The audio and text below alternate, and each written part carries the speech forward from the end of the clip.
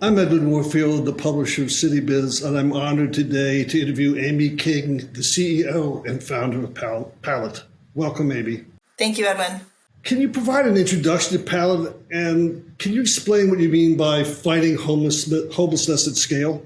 Yeah, so my husband and I founded Pallet about 7 years ago now in response to the growing homeless crisis and also in response to our staff who have lived experience in homelessness who let us know a new way of thinking, theory and way of thinking about homelessness response that we wanted to explore with them and see if it worked. And we believe that homelessness can and should be ended in our lifetime. And we really think that the solution needs to be scalable, cost-effective, rapid. And we really think that homelessness should be treated like the disaster that we believe that it is. So that's why that scale is so important. And what has been the impact today in terms of the number of shelter villages, the number of people you've helped? Give us some data. Yeah, so we're just about to open our 100th shelter village, which we're really excited about. It's going to open in King County in our own backyard, which is also very exciting for us. It's where we live. But in terms of number of people helped, that's a little bit harder of a data point for us to collect, as I'm sure you can imagine. So our sites are set up to be temporary in nature. So the sites are often up for a number of years, but the people rotate through on an average of about 3 to 6 months at a time while they're engaging with services and stabilizing and preparing to move on sustainably to permanent housing. So the volume of people that are cycling through our sites, we're not totally clear on that number because we don't operate the sites themselves. So we create the shelters, we deploy them, we provide the job opportunities associated with the manufacturing of the shelters, but the sites themselves are operated by service providers, and we're dependent on them for that data of how many people are cycling through. And we're just now starting to figure out a good collection system to get that information ongoing as our reach grows. And is homelessness an emergency? And can you you describe it as the poverty hurricane? Being in Florida, obviously that's a good metaphor. Explain that to our readers. Yeah, absolutely. So homelessness in America is a response to a lot of different things, right? So bad policy, decades of decreased housing supply, and then a number of issues, systemic issues that have been a problem for a long time. Those things have kind of come together all at once to create this unfortunate perfect storm where there's not enough housing, there's not enough job opportunities, and we've really continually marginalized and perpetuated cycles of poverty for certain groups of people, which is very unfortunate.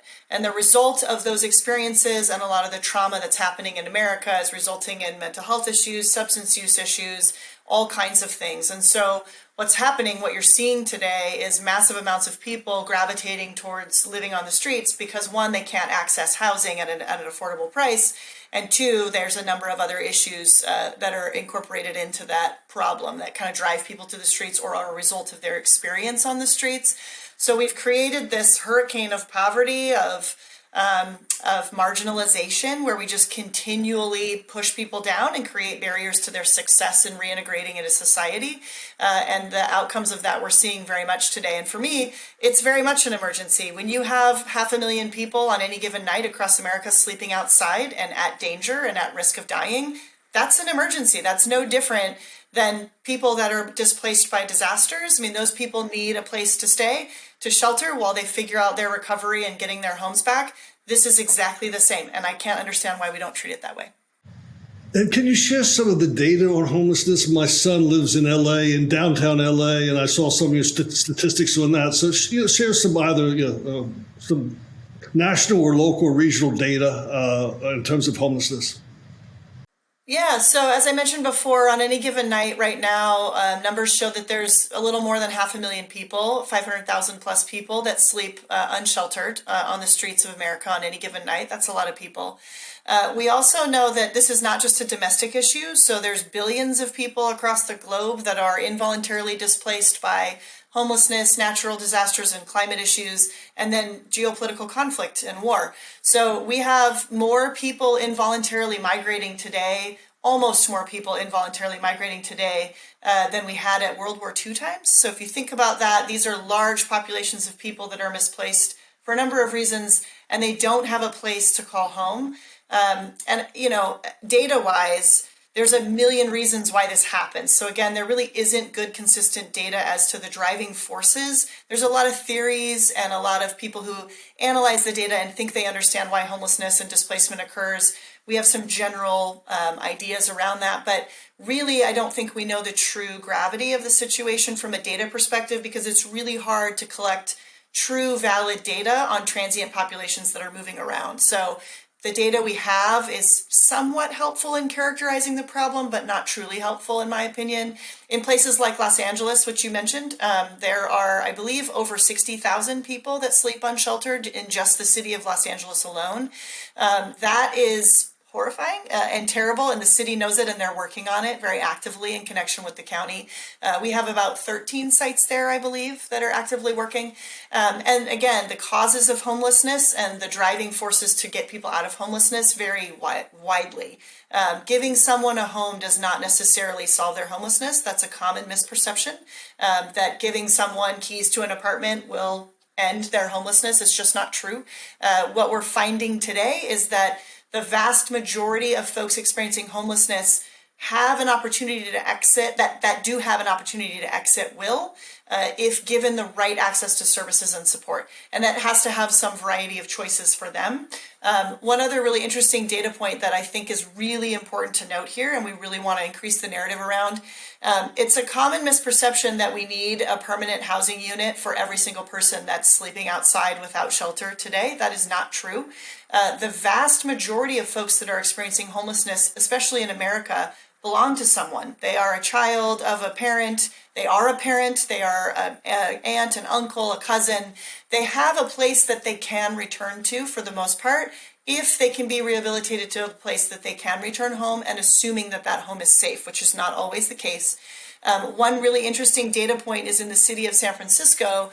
There was recently a study done where they were able to show that more than half of people who sustainably exited from homelessness in the last year returned home to a family or a partner or a community that they were already embedded in. So that just reinforces that point that really in America, we need to prioritize funding of services and supports for people to rehabilitate from the trauma of experiencing homelessness more than just the housing itself. We need to invest in that too, but the services are almost more important.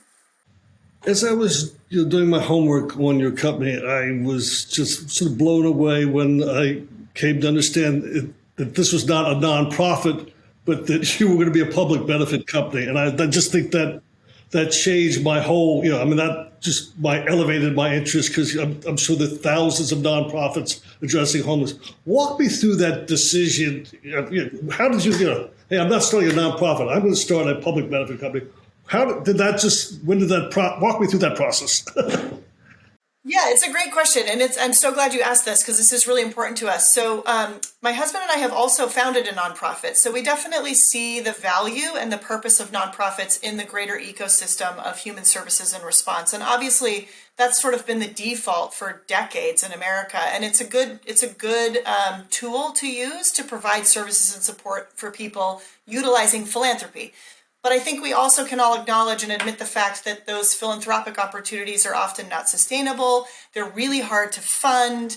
Often those services will fall away or end because the philanthropy, ends, or there's an economic downturn. And there's a million factors that impact the sustainability of philanthropy. And so I think for us, when we started Pallet, we said, we really want this to have two main drivers. One, we want it to be sustainable so that it's available for people ongoing. And two, we want it to be an economic generator for people that are marginalized in our home community and eventually in other communities across the country as well. So the idea there is, if we can make it a profitable company that's generating capital in a way that then allows us to create living wage jobs with full benefit packages and access to services and support at no cost to our employees, we're not only helping people through the products we manufacture and deliver, but we're helping the people in our own backyard through the offering of job opportunities. And that's easier to do and more sustainable with a for-profit generating organization. And so while Pallet is not yet profitable because we're growing very fast and we're investing in our opportunities to expand our impact,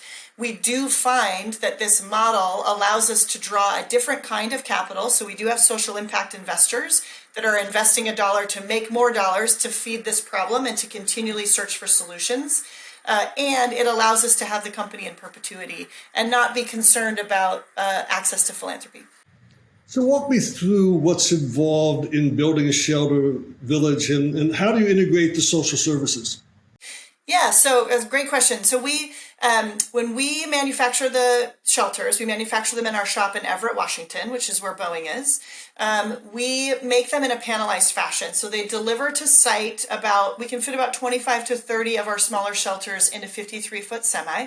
So we truck them to the site. We work with the cities to help identify land, figure out all the services and support that are needed to make the site successful. Our team will show up and put the site up in a matter of days, depending on the size of the site and the size of the team, and then coordinate with the city and usually a local general contractor to figure out all the extra stuff, infrastructure connections, hygiene, all that kind of stuff at the site.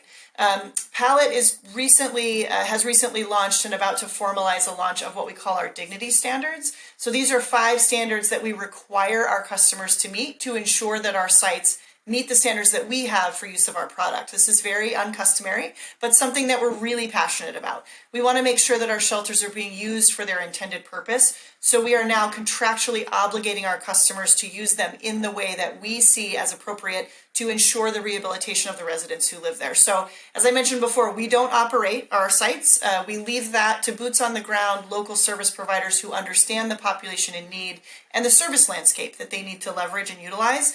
We don't know that for every city in America, so we work with local folks to make that happen. Plus it creates local jobs, which we're all about. So we require our cities to have proof of service provision, show us proof of service provision on site for the residents who live there. They have to show us that the residents will have access to hygiene services, so bathrooms, showers, laundry facilities. They have to address food insecurity in some way, shape, or form. There's a number of ways for them to do that. There needs to be access to transportation for the residents so they can get to services and work opportunities that may not be available on site. And then we need to address safety and security of the residents at large through a variety of methods. So those are all things that we require them to show us proof of before setup, and then we will audit them ongoing to ensure that those standards are met. And if they're not met, we will help them meet them. So we will partner with them to ensure that the residents who live there are having a dignified experience and moving towards sustainable exit of homelessness. And your workforce sort of reinforces your mission. Some of them have experienced homelessness. Tell us about your workforce and the culture of inclusion. Yeah. Thank you for asking this. This is one of my favorite questions. So we are very passionate about our workforce development model. We call it a fair chance employment model, meaning everyone is welcome at Pallet. So we do not disqualify people based on criminal history, previous experience, ability to do the job that we're hiring for even. So a lot of times we'll hire folks that are untrained and we will invest in their training. We do on-the-job training, so we are a work-first model. Employees can come to us for a job opportunity, and we will teach them on the job, and they get paid while they're undergoing that training opportunity. So it's really important to us. This is how my husband and I have always run all of our companies. We believe that lived experience is really important in clarifying the mission and the goal and how we get there effectively.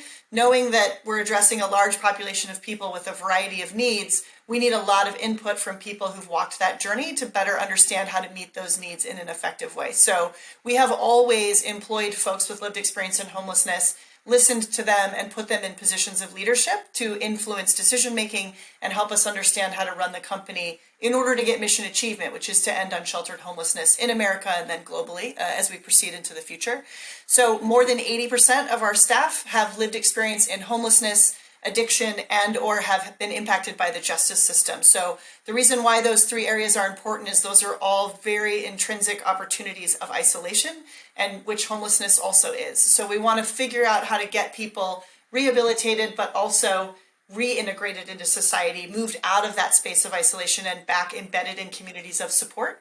And then the other thing we do that we just started, which I'm really proud of and excited about, is our leadership team. Our senior leadership team has a lived experience cohort. So our staff with lived experience can apply to participate in our leadership team. They attend our strategic planning sessions. They attend our regular meetings. They have access to all the business health metrics and information that the rest of the leadership team does.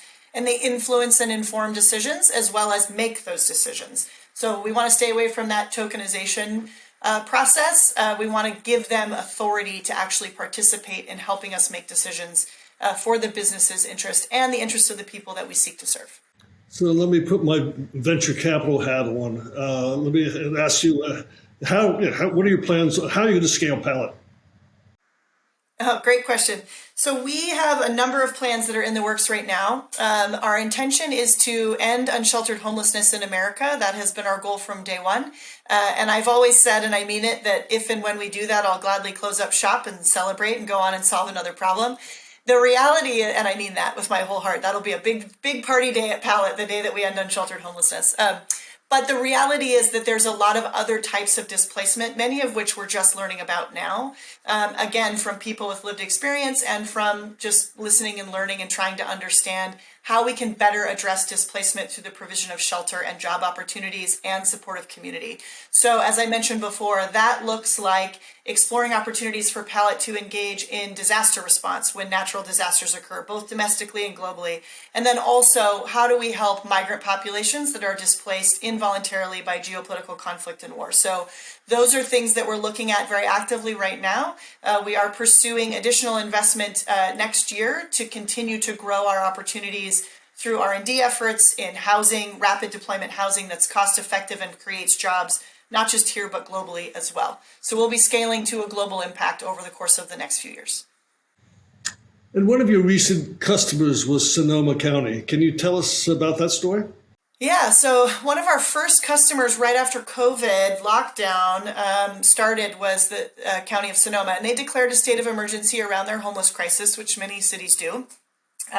They were one of our first cities to really move fast and think really creatively and outside the box. They had a multidisciplinary team that engaged to help identify land, look for service providers and resources, and do all the kind of political stuff, coalition building and community adoption, all those things that are important to get in connection with our sites. They called us on a Monday, called me personally on my cell phone on a Monday and said, we want to do this thing. We want to set up a site. We want to do it fast. How quickly can you get them to us? By Wednesday, we had 60 shelters on a truck to them. And 10 days later, we opened a site for 60 individuals to move off of a trail that were already living in community together on the Joe Rodota Trail, and they wanted to clear that trail. So they basically went down to the trail, told the residents, we can't stay here anymore for a number of reasons, but we've created this other community where there's bathrooms and showers and service providers, and you each get your own shelter. Certainly, as I'm sure you can imagine, there were a few folks that weren't sure about this, but there was a large group that was excited. They went ahead and tried it out for a few nights and then went back to the trail and said, this is great, we love it, you should come. So they were eventually able to clear the trail. When we first set that site up, I'll be honest and say the neighbors across the street and the residents in the surrounding neighborhood were not excited about it for obvious reason. People are afraid of what they don't know, and we understand that. So they were very nervous. They weren't sure what this was going to mean for themselves and their community. So that the site was protested. We did encounter some, negative interactions with neighbors when we were setting up, but we stayed the course and proceeded with setting up the site. Within a few months, that same site, they went back to that community and said, do you want us to move the site? What do you think? And what we heard was a very strong, resounding, no, we don't want you to move the site. We actually like it. And we appreciate what the site has brought to the neighborhood.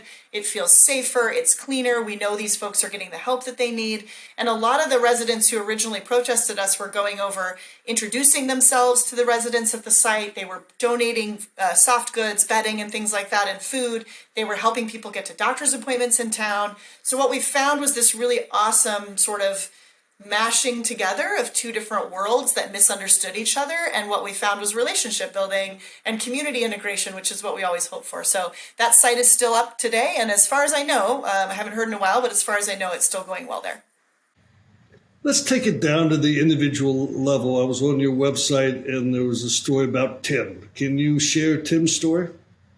Yeah, so I have actually never met Tim. I'm probably not the most appropriate person to introduce you to Tim, but you can go to our website and read the blog about Tim. If there's someone else besides Tim that you'd like the story, let's bring it down to a personal level. The individual impact of someone that you personally know that you've done, whose life. Yeah, sure. So I had a chance to meet a woman whose name I won't share because I don't know if she'd be comfortable, but a woman in Los Angeles who had lived in one of our shelters in Los Angeles. I had a chance to meet with her about 6 months after her exit from the Pallet site. She and her son had been homeless for about a year, I believe, living in their car in an unsafe situation. And her son is a little bit older, but had some special needs and was needing some schooling and some attention and services, and she was unable to get those. She had left her home as a result of a domestic violence situation there. And so while she felt not as safe in her car, she felt more safe there than she did at home, which is a sad reality for many people. She was eventually someone from the outreach team made contact with her, and she was offered the opportunity to move into a Pallet site. And she lived there for about 3 months with her son. During that 3-month period, they were both able to get access to the services that they need, get support in finding permanent housing that was affordable for them. She was connected to job opportunities, provided mental health support for both her and her son.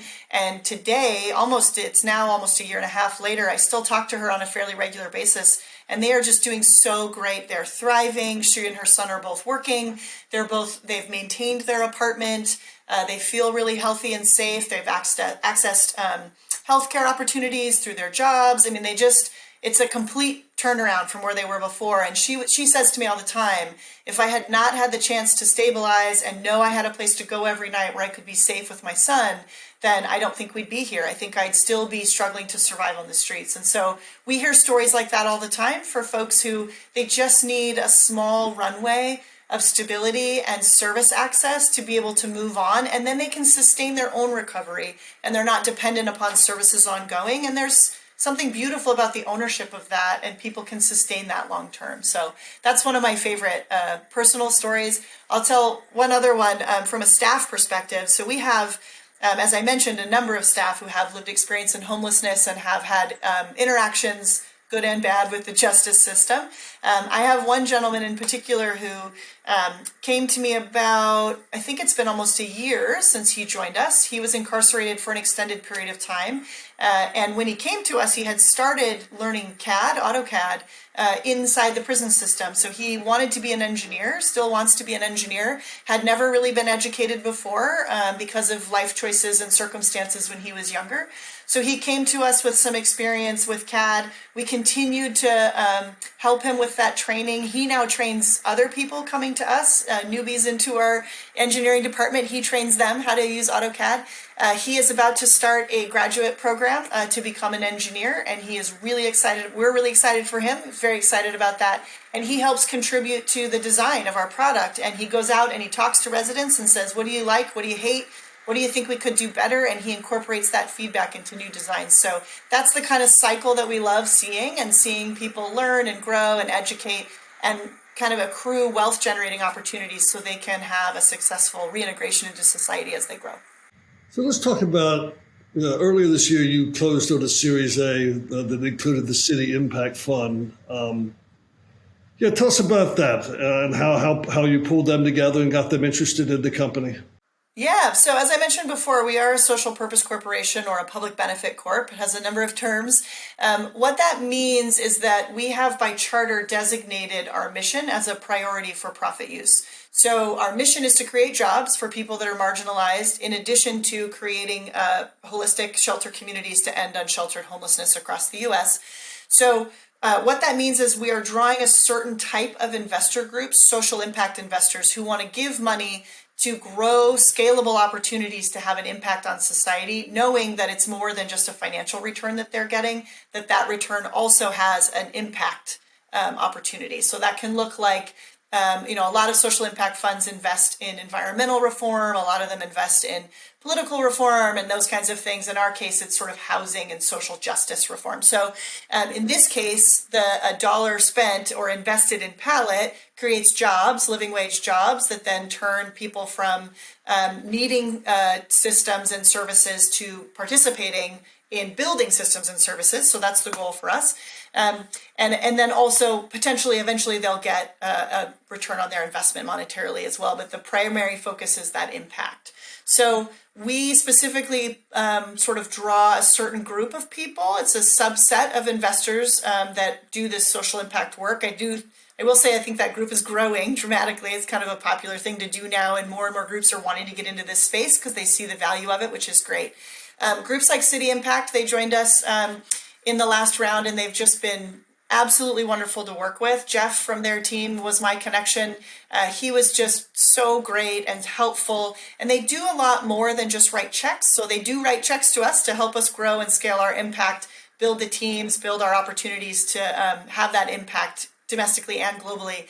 But they also help with networking connections. They help with idea generation. They help with our strategic planning. So there's a lot more to it than just writing a check, which I really appreciate as an entrepreneur. It's hard to found a company and then keep it going, and it's a lot of work. So I do appreciate all the partnership that they provide in helping us think about impact, measure impact, evaluate that impact. I mean, there's a lot of work to be done still. And we have a number of other great social impact investors as well that we're super grateful for. Okay. Well, Amy, I want to thank you for sharing your story. It's a very, very exciting story. And we look forward to watching you tackle the homelessness problem. Thank you for your time. Thank you. Thank you for having me. I really appreciate it.